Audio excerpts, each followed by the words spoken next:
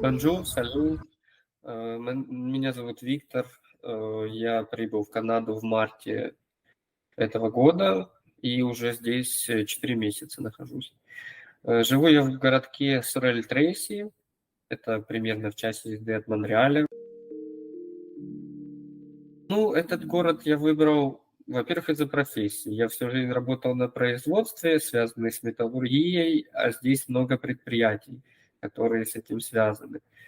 И когда я по прилету обратился в CSI организацию, мне дали номер женщины, которая работает на государство, ее зовут Валентина, и она мне предложила работу в этом городке.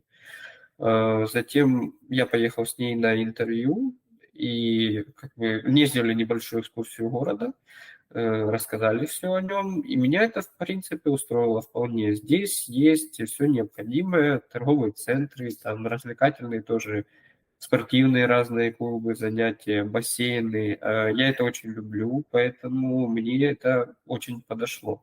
Плюс мне понравилось, что, опять же, спокойствие.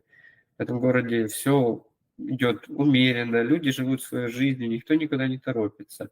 А если вот как мне нужно, например, встретиться с другими украинцами, периодически там бывают разные собрания или что-то еще, то, я же говорю, не так далеко до Монреаля, можно сесть на автобус, час езды, и я уже там. В принципе, вообще, почему выбрал провинцию Квебек? Во-первых, это одна из самых безопасных провинций. Здесь дешевая аренда жилья относительно других городов. И молодежь, да, вот Монреаль один из самых молодежных городов. Поэтому этим меня и привлекло. И я пока не жалею, что выбрал Монреаль, Квебек и непосредственно город Сорель-Трейси.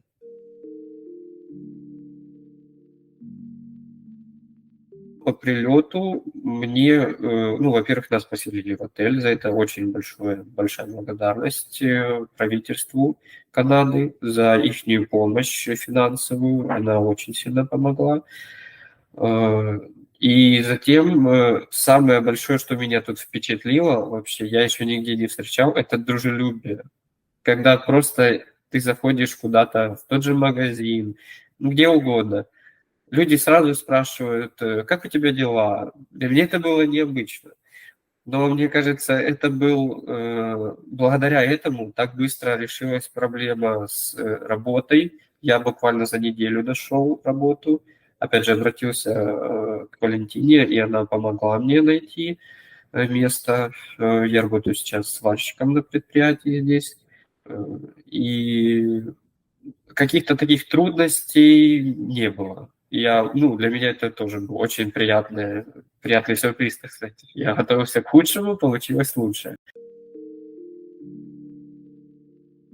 Французский язык уже начали учить. У нас на предприятие приходит преподаватель. Это государственная программа, как он нам рассказывал. 2 раза в неделю нас учат французскому языку. Это все засчитывается в рабочие часы, и это очень большой плюс. И мне действительно интересно и нравится, потому что перед тем, как я столкнулся с французским, я не сильно его любил. Мне казался он специфическим и немного сложным. Но когда начал обучение, начал вникать в него, мне стало интересно, и я, наоборот, хочу его выучить. Самое, наверное, интересное, это то, что я почувствовал, я здесь на таком же уровне, как все. Потому что в других странах, в которых я был, не было этого ощущения. Всегда был приезжим, всегда был не отсюда. А здесь я ощутил, что я на одном уровне с другими людьми. Это вот первое. И второе, то, что сильно впечатлило, я до сих пор привыкаю к этому, опять же, это дружелюбие. Когда просто ты идешь по улице, с тобой здоровается незнакомый тебе человек, вы видите первый раз друг друга, это приятно. Необычно, но потихоньку я к этому начинаю привыкать. А еще одно, что мне очень нравится, это как канадцы относятся к защите своей природы. Они очень ее берегут, и здесь очень красиво. здесь есть в Квебеке, недалеко от Монреаля, Гран-Бизу. Этот зоопарк, и там еще есть аквапарк и парк аттракционов. Вот я там был, и мне очень понравилось. Интересная такая атмосфера, у них все сделано под каждый регион, откуда звери. Вот там, например, африканский регион, все в африканском стиле, азиатский, все в азиатском. Мне очень понравилось это место. Аквапарк тоже очень хороший, и это отличное место для проведения с семьей, особенно у людей, у которых есть дети. Я уверен, им очень понравится, и кто там захочет посетить, рекомендую. Также я вот был в парках, которые недалеко от нашего города, в нескольких, тоже прогуляться, там пикник устроить или провести просто время, очень понравилось. Планирую поехать в город Шамбли, там, где замок, очень хочу посмотреть, люди все рекомендуют, что там очень красиво. Вот какой-то из выходных выберу туда добраться, погулять там.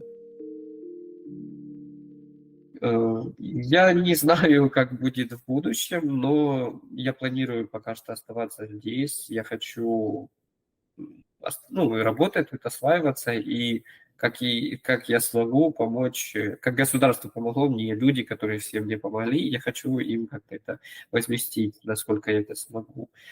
Вот, вот такие у меня планы. Плюс хочу выучить язык, и если в будущем все будет складываться так же хорошо, то я планирую, в принципе, остаться здесь.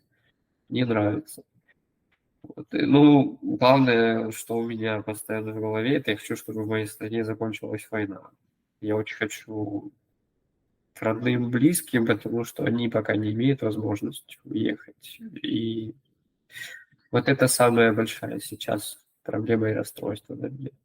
Но огромное спасибо Канаде, людям, государству за такую возможность, за такой шанс, за то, как они помогли и продолжают помогать нам.